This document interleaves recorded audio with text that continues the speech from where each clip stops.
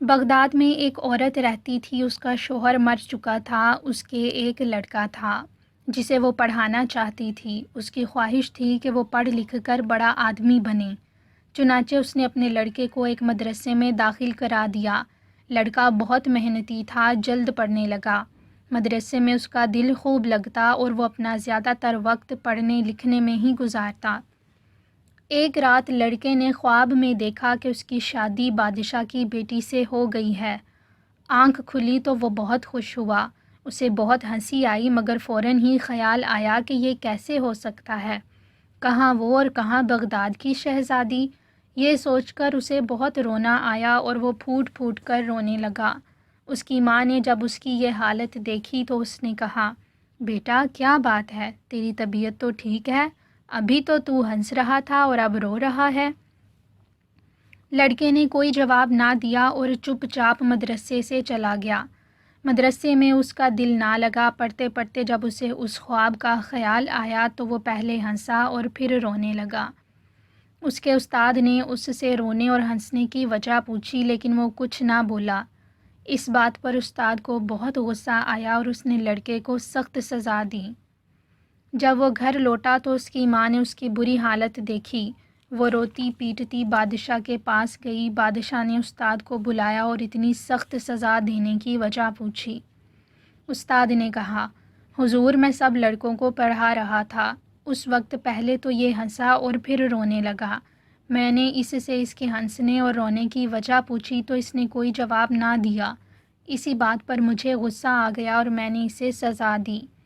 بادشاہ نے لڑکے سے پوچھا، بتاؤ تم پہلے کیوں ہنسے اور پھر کیوں روئے؟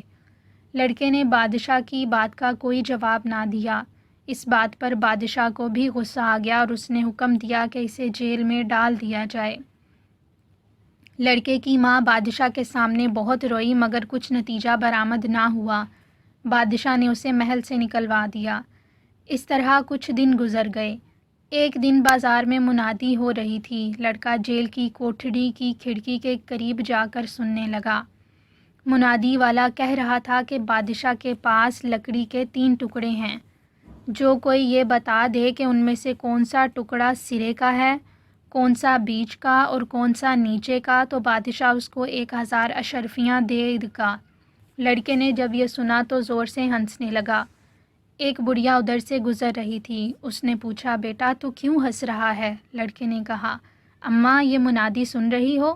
یہ کوئی مشکل بات ہے؟ یہ تو میں بھی بتا سکتا ہوں۔ بڑھیا بہت خوش ہوئی اور کہنے لگی، بیٹا تو مجھے بتا دے، میں تجھے بہت دعائیں دوں گی۔ لڑکے نے کہا، اچھا اماں تم جا کر پانی کے ہوز میں باری باری لکڑی کے ان 3 ٹکڑوں کو ڈالنا۔ لکڑی کا جو ٹکڑا ایک دم پانی میں ڈوبنے لگے وہ سرے کی ہوگی، جو تھوڑی دیر بعد تیر کر نیچے جائے وہ بیچ کی، اور جو پانی پر تیرتی رہے وہ سب سے نیچے کی ہوگی۔ بڑھیا یہ سن کر خوشی خوشی چلی گئی۔ اگلے دن دربار ہوا۔ بادشاہ نے فرش پر ایک پھول رکھ دیا اور کہا کہ جو اس کے سوال کا جواب دینا چاہتا ہو وہ یہ پھول اٹھا لے۔ بڑھیا آگے بڑھی اور بادشاہ کے سوال کا جواب دے دیا۔ بادشاہ بہت خوش ہوا اور بڑھیا کو 1000 اشرفیاں دیں۔ کچھ دن اسی طرح گزر گئے۔ ایک دن پھر منادی والے کی آواز آئی۔ لڑکا کھڑکی کے قریب آیا تو بڑھیا پھر وہاں کھڑی تھی۔ لڑکے نے پوچھا، اماں کیا بات ہے؟ آج کیا پھر بادشاہ نے کوئی سوال پوچھا ہے؟ بڑھیا اسے دعائیں دینے لگی اور کہنے لگی، خراسان کے بادشاہ نے ہمارے بادشاہ کے پاس 3 گھوڑے بھیجے ہیں اور ایک خط بھیجا ہے۔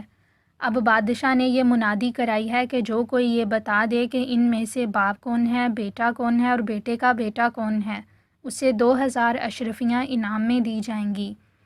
ارے یہ کیا مشکل ہے؟ لڑکا بولا، بیٹا مجھے بتا دے، میں بڑی غریب ہوں، تجھے دعائیں دوں گی اور آدھا انعام بھی تجھے دوں گی۔ بڑھیا بولی۔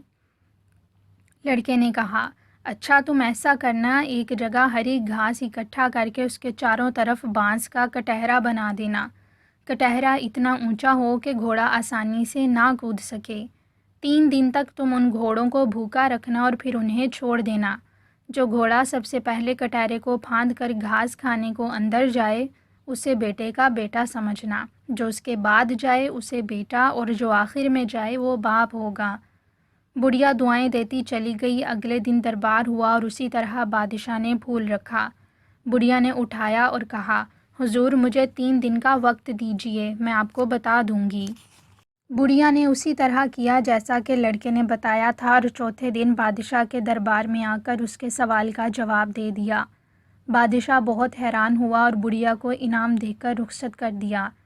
بڑھیا خوشی خوشی لڑکے کی کوٹری کے پاس آئی اور 1000 اشرفیاں اس کو دے گئی۔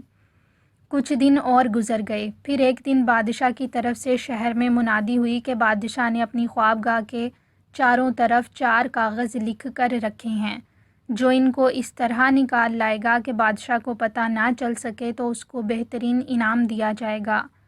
بڑھیا نے جب یہ منادی سنی تو وہ پھر جیل کی کوٹری کے پاس آئی اور کھڑکی کے قریب کھڑے ہو کر لڑکے کو آواز دی اور اسے منادی والے کی بات سنائی۔ لڑکے نے کہا، اماں یہ کون سا مشکل کام ہے، یہ تو میں بھی کر سکتا ہوں۔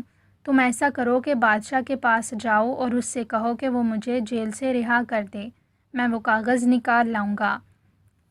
بڑھیا نے جا کر بادشاہ سے یہی بات کہہ دی اور اس کو یہ بھی بتا دیا کہ پہلے 2 سوال بھی اسی لڑکے نے حل کیے تھے۔ بادشاہ نے فوراً حکم دیا کہ لڑکے کو رہا کر دیا جائے۔ لڑکے نے پہلے تو خاموشی کے ساتھ بادشاہ کے محل کا چکر لگایا۔ محل پر پہرا بہت سخت تھا، کوئی راستہ اندر جانے کا نہیں تھا۔ کچھ دیر سوچنے کے بعد ایک ترکیب اس کے ذہن میں آئی۔ بڑھیا نے انعام کی جو اشرفیاں لڑکے کو دی تھیں وہ لے کر لڑکا شاہی استبل کے داروغہ کے پاس گیا اور اس کو اشرفیوں کا لالچ دے کر اس بات پر تیار کر لیا کہ وہ اسے کسی طریقے سے محل کے اندر پہنچا دے۔ لڑکے نے کالے کپڑے پہنے اور چل دیا۔ استبل کے داروغہ نے اسے گھاس میں چھپا کر استبل میں پہنچا دیا۔ رات جب کافی گزر گئی تو وہ استبل سے نکل کر بغلی دروازے سے محل میں داخل ہو گیا۔ محل میں گھس کر اس نے بادشاہ کی خوابگاہ تلاش کی۔ دروازے پر 2 پہرے دار کھڑے تھے۔ لڑکے نے بلی کی سی بولی بولی اور جس جگہ چھپا کھڑا تھا وہاں بہت سے چمکدار موتی بکھیر دیے۔ پہرے دار بلی کو بھگانے دوڑے، لیکن جب انہوں نے چمکدار موتی بکھرے دیکھے تو انہیں چننے بیٹھ گئے۔ لڑکا جلدی سے کمرے میں داخل ہو گیا۔ بادشاہ بے خبر اپنی مسہری پر سو رہا تھا۔ اس نے کمرے میں چاروں طرف نظر دوڑائی مگر کوئی جگہ ایسی نظر نہ آئی جہاں کاغذ رکھے جا سکتے۔ اس نے مسہری کو دیکھا تو اس کے پائے خاص قسم کے نظر آئے۔ اس نے سوچا ہو نہ ہو کاغذ انہی میں ہیں۔ لڑکے نے ایک ڈبیا جیب سے نکالی اور بادشاہ کے پیروں کے پاس رکھ دی۔ اس میں چیونٹیاں تھیں۔ جیسے ہی بادشاہ کے پاؤں پر چیونٹیاں چڑھیں وہ گھبرا کر اٹھ بیٹھا۔ لڑکا مسہری کے نیچے گھس گیا۔ کالے کپڑوں کی وجہ سے وہ یوں بھی نظر نہ آتا تھا۔ بادشاہ اپنا بدن کھجانے لگا۔ جب اس نے دیکھا کہ اس کے کپڑوں اور بدن پر چیونٹیاں ہی چیونٹیاں ہیں تو وہ جلدی سے دوسرے کمرے میں کپڑے بدلنے چلا گیا۔ لڑکا تیزی سے مسہری کے نیچے سے نکلا اور مسہری کے چاروں پاؤں کے نیچے سے کاغذ نکال کر چپکے سے کمرے سے باہر نکل گیا۔ پہرے دار کو بھی اس کے نکل جانے کی خبر نہ ہوئی، نہ بادشاہ کو کچھ پتہ چلا۔ صبح ہوتے ہوتے وہ پھر گھاس کے ڈھیر میں چھپ گیا اور اسی گھاس کی گاڑی میں استبل سے باہر آ گیا۔ وہ اپنی کامیابی پر بڑا خوش تھا۔ اس نے جلدی جلدی اپنے کالے کپڑے اتارے اور صاف ستھرے کپڑے پہن کر دربار میں حاضر ہو گیا۔ بادشاہ کو خبر کرائی کہ آپ کے کمرے سے کاغذ نکال کر لے جانے والا حاضر ہے۔ بادشاہ نے فوراً اس کو طلب کیا۔ لڑکے نے وہ چاروں کاغذ جو بادشاہ کی مسہری کے نیچے اندر چھپے تھے پیش کر دیے۔ بادشاہ دیکھ کر حیران رہ گیا۔ اس نے لڑکے کی چالاکی اور ہوشیاری پر بہت تعجب کیا، جو اتنے پہرے کے باوجود اس کی خوابگاہ سے اس کے سوتے میں کاغذ اڑا لایا اور کسی کو خبر تک نہ ہوئی۔ بادشاہ نے کہا کہ اس ہوشیاری کا انعام شہزادی سے اس کی شادی ہے۔ پھر بادشاہ نے لڑکے کی ماں کو بلایا اور دھوم دھام سے اپنی بیٹی کی شادی اس لڑکے سے کر دی۔ اس طرح لڑکے کا خواب پورا ہو گیا۔ اب اس نے بادشاہ کو بتایا کہ اس کے ہنسنے اور پھر رونے کی وجہ کیا تھی۔